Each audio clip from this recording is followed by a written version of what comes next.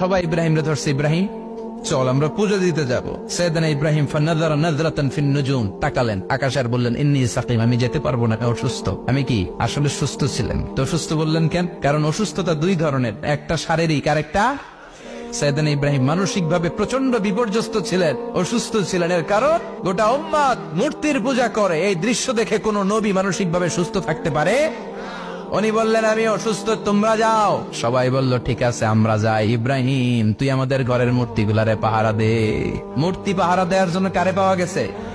সাইয়েদনা ইব্রাহিম কয় ঠিক আছে আজকে পাহারা দিমু, জন্মের পাহারা, যা তোরা দিতাছি, পাহারা দিতেছি যা। এইবার সাইয়েদনা ইব্রাহিম মূর্তির ঘরে ঢুকলেন, দেখেন কি সুন্দর কথোপকথন আল্লাহ তুলে ধরলেন। আল্লাহু আকবার। মূর্তির ঘরে, দেবীর ঘরে ঢুকে উনি ঘুরে ঘুরে তাকায়, দেখে একটা এমনি হাত আর একটা ব্যাগ করে 14-15টা হাত নিয়ে তাকায় আছে। উনি সবগুলোর সামনে এভাবে তাকায় আছে, দেখে এক একটা এক এক চেহারা, একটা হাতির গণেশ স্টাইলের, আরেকটা এরকম, আরেকটা নারীর, আরেকটা বাঘের, আরেকটা তলোয়ার নিয়ে আইতাছি কোপায় ফেলাবে, আছে না নাই? সবগুলোর সামনে যায়, যে দেখে আর অবাক হয় কত ধরনের খোদার কাছে এরা কত কিছু চায়। আর যে দেখে প্রত্যেকটার সামনে ডেজার্টস আইটেম, মিষ্টান্ন, এক একটার সামনে রসমালাই, এক একটার সামনে কালো জাম, লাল জাম, রসগোল্লা, চামচাম, দুধ মালাই, মালাই চপ, আছে না নাই?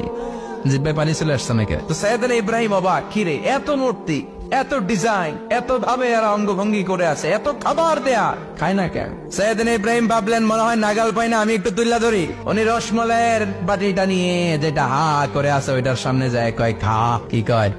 বানাই করতেছি মনে হয়। ফারাগা ইলা আলিহাতিহিম, মূর্তিগুলোর কাছে গেলেন, ফাকালা আলা তাকুলুন, খাবি না? খাবি না দাদা, আমি গেছি খা, কোরআন থেকে বলছে, ঠিক কিনা? উনি ভাবলেন ওরা হয়তো খেতে পারে না, নাগাল পাচ্ছে না, কিংবা আমারে দেখে লজ্জা পাচ্ছে। নিচ থেকে রসমালাইয়ের বাটি তুলে ধরলেন, উনি বললেন খা, আর ওগুলা কয় হা হা করে নিচ্ছে, নড়েও না সরেও না। উনি মুখের সামনে তুলে ধরে বললেন আলা তাকুলুন, খা। সবগুলার সামনে গেলেন, খা খা, কেউ খায় না, ওগুলো হা করে আছে। সাইয়েদনা ইব্রাহিম বললেন খা, কেউ কথা কয় না। উনি বললেন খাবি না কেন? তাইলে কথা ক। এই যে কষ্ট করে উড়াইলি, মুখের সামনে দিলাম, খাবি না কেন? কথা বল। আলা তাকুলুন, খাবি না কেন? কথা বল। মা লাকুম লা তাতাকাল্লামুন, খাবি না কেন? মা লাকুম লা তানতিকুন, হয় খা নয় কথা ক। বলতেই লাগলেন খা খা, প্রত্যেকটা মূর্তির সামনে গেলেন, খা। ওগুলো করে আছে হা, কোনো কথা কয় না। কয় কেন খাবি না? তাইলে কথা ক। খায়ও না, কথাও কয় না। আপনার ছেলে বায়না ধরছে, আব্বা চানাচুর যাও, কি খাম? চানাচুর কিনে দিলেন, এই নে চানাচুর। এখন চানাচুর খায় না, কিরে বাপ খাবি না কেন? কথাও কয় না, খায়ও না, কথাও কয় না। এখন বাকি আছে কোনটা? কথা কর। ফারাগা আলাইহিম দারবাম বিল ইয়ামিন, ডান হাতে কোপানো শুরু করলেন, ইচ্ছা মতো খুশি কিল মারতে মারতে মূর্তিগুলার সাইজ। ফারাগা আলাইহিম দারবাম বিল ইয়ামিন, এক একটা নবীর হাতে জান্নাতি শক্তি দিয়েছে কে? খা নাইলে কথা ক। খায় না, কথাও কয় না, বাকি আছে মায়ের। মারতে শুরু করলেন, মারতে মারতে সব শেষ। তারপরে খুঁজে পেলেন একটা কুড়াল। কি পেলেন? কুড়াল দিয়ে মারতে আরো সুবিধা, খালি এটারে এভাবে মারে, ওইভাবে মারে। মারতে মারতে যতগুলো মূর্তি ছিল সবগুলো মেরে বড় মূর্তিটার গায়ে মারতে যাবে, in the meantime stop, কয় না এটারে মারো না। ফাজআলাহুম জুদাদান, সবগুলারে টুকরা টুকরা, ইল্লা কাবীরান লাহুম, 12টা ছাড়া ওইটারে রেখে দিলেন। আর বুদ্ধি করে কুড়ালটারে বড়টার কান্দে ঝুলাইয়া দিলেন, বড় মূর্তিটার কাদের মধ্যে ঝুলাই দিলেন। ঘটনাটা সুন্দর হয়েছে না? এখন কেমন যেন মনে হয় এটা কুপাইয়া দাঁড়া রয়েছে বাবার বেটার মতো। বড় পূজার শেষ, পূজার দিনক্ষণ শেষ। বিকেল বেলা পূজা মণ্ডপ থেকে সব এসে দেখে সর্বনাশ। পাহারাদার ইব্রাহিম কই, আনতা ফাআলতা হাযা বিআলিহাতিনা ইয়া ইব্রাহিম। ইব্রাহিম সর্বনাশ কে কইছে? তুই কইছতনি? কই আইনো, বড়টাই কইছে, ওইটারে জিজ্ঞেস করো। বল ফাআলাহু কাবীরুহুম হাযা ফাসআলুহুম ইন কানু ইয়ানতিকুন, কোরআন থেকে বলছে, আমি করি নাই। ওই দেখ কুড়ালটা কার কান্দে, বড়টার কান্দে, ওইটারে জিগা। সবাইকে খাইছে। সবাই বলে ইব্রাহিম তুমি কি জানো না এগুলো কথা বলে না? সাইয়েদনা ইব্রাহিম বলে যে এটা কথা কয় না, ওইটার পূজা করস কেন? যেটা কথা বলে না, যেটা নিজেরাই নিজেদেরকে মায়ের থেকে বাঁচাতে পারে না, নিজেরাই নিজেদেরকে রক্ষা করতে পারে না, তোরে কিভাবে রক্ষা করবে? এগুলোর পূজা কেন করিস? ফাবুহিতাল্লাযী কাফার, কারো কোনো জবাব নাই, লাজা। সবাইকে ইব্রাহিম তুই বড্ড বেড়ে গিয়েছিস, তোরে নমরুদের কাছে নেওয়া হবে, রশি দিয়ে পেঁচিয়ে নমরুদের কাছে নেওয়া হবে। নমরুদের নাম শুনছেন? শোনেন নাই বোধহয়, শোনেন নাই? পৃথিবীতে 4 জন বাদশা ছিল, যারা গোটা বিশ্বের বাদশা। গোটা বিশ্বের 2 জন কাফের, 2 জন মুমিন। মুসলমানের একজন হচ্ছে জুলকারনাইন, আরেকজন হচ্ছে সাইয়েদনা সুলাইমান। কাফের একজন হচ্ছে বাখতানাসার, আরেকজন হচ্ছে নমরুদ। এই নমরুদের কাছে নিয়ে যাওয়া হলো রশি দিয়ে বেঁধে। এবার নমরুদের সাথে কি ডায়ালগ মারছে এটা তো আর কোরআনে নাই, কথা কও। এটাও আছে। নমরুদ বলে, ইব্রাহিম শুনলাম তুমি নাকি আমাদের খোদাগুলোরে মারছো, তুমি নাকি কোন আল্লাহর ইবাদত করো, তুমি নাকি কোন নতুন রবের তথ্য নিয়ে আমাদের বাবেল নগরীতে আগমন করেছো।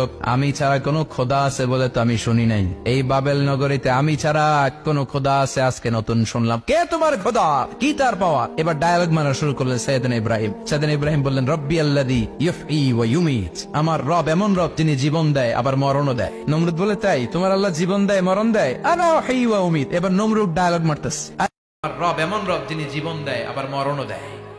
প্রথমটারে দিলাম মরণ, পরেরটারে দিলাম জীবন। তোমার রব যেরকম করে জীবন দেয় আর মৃত্যু দেয়, আমিও জীবন দেই, আমিও মৃত্যু দেই। চিল্লায় পড়েন নাউযুবিল্লাহ। সাইয়েদনা ইব্রাহিম বিপদে পড়ে গেলেন। তাই তো, আসলেই তো প্রথম লোকটারে মৃত্যু দিল, দেয় নাই? কথা কন, ছুরি মেরে রক্ত বের করে ওর মৃত্যু দেয় নাই? পরের লোকটারও একই ভাবে মৃত্যু দিতে যে সেখান থেকে বাঁচিয়ে জীবন দিল। ভেজাল আছে না নাই? এবার সাইয়েদনা ইব্রাহিম বলে, ফাইন্নাল্লাহা ইয়াতি বিশ-শামসি মিনাল মাশরিকি ফাআতি বিহা মিনাল মাগরিবি ফাবুহিতাল্লাযী কাফার। সাইয়েদনা ইব্রাহিম বললেন, বুঝলাম তুমি আমার আল্লাহর মতো জীবন দাও, বুঝলাম তুমি আমার আল্লাহর মতো মরণ দাও, কিন্তু নমরুদ খেয়াল করে শোনো, আমার আল্লাহ প্রতিদিন সকাল বেলায় পূব আকাশ থেকে জল জলে সূর্যটা উঠায়। তোমার যদি এরকম কোন ক্ষমতা থাকে, তুমি আগামীকাল সকাল থেকে পূর্ব দিক থেকে সূর্য না উঠিয়ে পশ্চিম দিক থেকে সূর্যটা উঠাও। ফাবুহিতাল্লাযী কাফার। এবার ধরা গেছে, এবার জায়গার মধ্যে ধরা, একেবারে স্টপ, লা জবাব। নমরুদের মুখে কোনো জবাব নাই। এবার নমরুদের মেজাজ নরম নাকি গরম? কথা কন। গরম মেজাজ নিয়ে কয়, হাররিকু, এটারে আগুনে জ্বালা, এটারে আগুনে ফেল। নমরুদ বুঝে নাই যে আগুনের মালিক কে। বিশাল আগুনের কুণ্ডলি পাকিয়ে সাইয়েদনা ইব্রাহিমকে আগুনের মধ্যে ফেলে দেয়া হলো। হাতের মধ্যে রশি, পায়ের মধ্যে রশি, সারা দেহের মধ্যে রশি পেঁচিয়ে আগুনের কুণ্ডলিতে ফেলে দেয়া হলো। মুহূর্তের মধ্যে আগুনের প্রজ্বলন শক্তি ওই রশিগুলোকে জ্বালিয়ে পুড়িয়ে ছারখার করে দেয়, কিন্তু সাইয়েদনা ইব্রাহিমের দেহের একটা পশমও জ্বালায় না। যে রশি দিয়ে টাইট করে বাঁধছে, ওনার দেহের সাথে লাগানো টাচ করা রশি, ওই রশি জ্বলে যায়, কিন্তু সাইয়েদনা ইব্রাহিমের পশম জ্বলে না। চিল্লায় পড়েন আল্লাহু আকবার।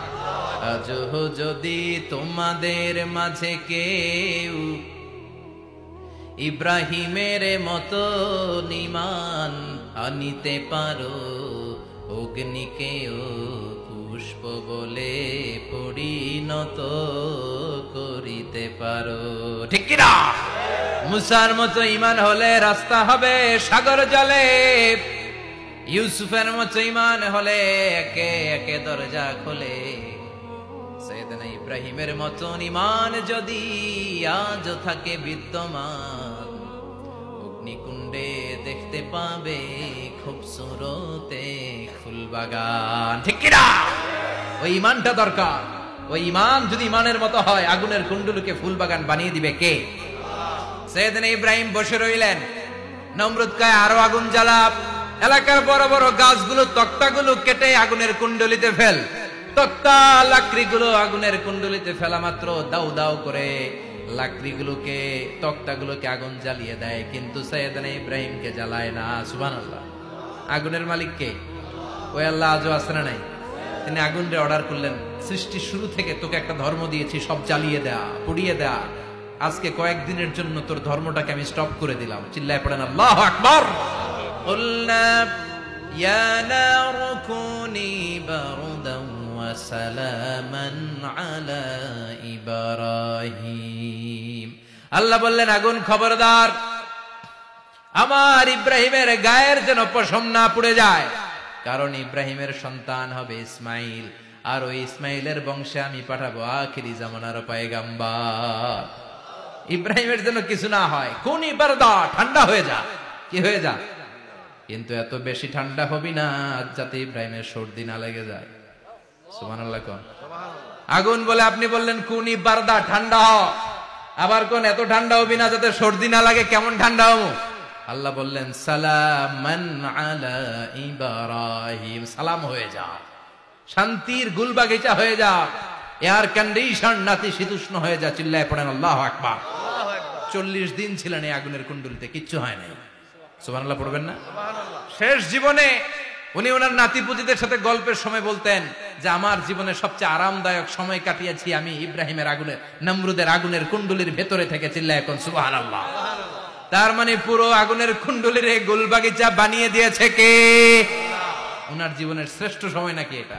সবচেয়ে আরামসে নাকি কাটিয়েছে এই আগুনের কুণ্ডুলির ভেতরে। চিল্লায় পড়েন আল্লাহু আকবার।